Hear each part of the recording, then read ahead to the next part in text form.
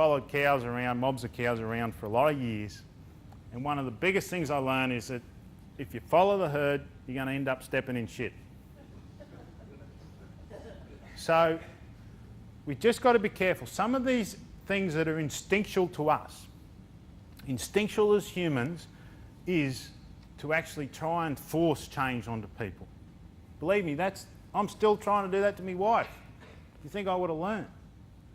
But we need to, and this is actually what we call counterintuitive thinking, is a lot of times to be effective, you've got to be zagging when everyone else is zigging.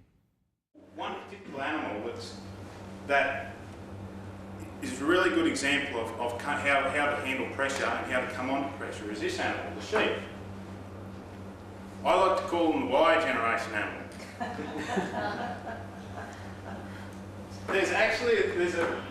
How many Kiwis have we got in the room here? That's too bad. You be careful. Actually, I'll get one thing clear. See, there is a little bit of difference in our language, like how we pronounce words. But also, in Australia, I'll talk about sheep grazies or sheep cockies. In New Zealand, they're called sheep breeders. They're exactly the same. It's only that in Australia we've worked out that sheep can breed themselves. Act and respond to pressure is critical to how we perform in today's workplace. Equally important to that is how we apply a pressure to get the results.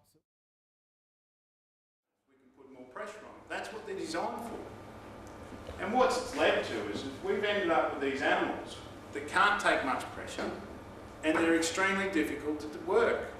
If you try and force or make a sheep do something, they will do the exact opposite. Does anyone know some maybe employees like that? If you try and make them do something, they do the opposite. The thing is that those animals aren't physically exhausted, because if you leave them behind, they will just be running flat out in the wrong direction. So how we apply pressure determines how people react and respond to it. Humans operate exactly the same way. So what we need to do is we need to change a little thing. And it's a little f in the way we see things. When we apply pressure, we need to apply pressure as a motivator that acts as a draw to draw people towards our goals. Not pressure that acts like cracking a whip or trying to force or drive someone in the direction of your goal. That only causes resistance. Now this is a demonstration of it's an English backpacker who's doing what the sheep cocky says is impossible, putting these sheep up a gate that they come out with no one behind them. Now if you look at these animals, let's just say the second one back. Remember, the only person pressuring is that lady. Now where is the mind of that animal? What do you think it's thinking?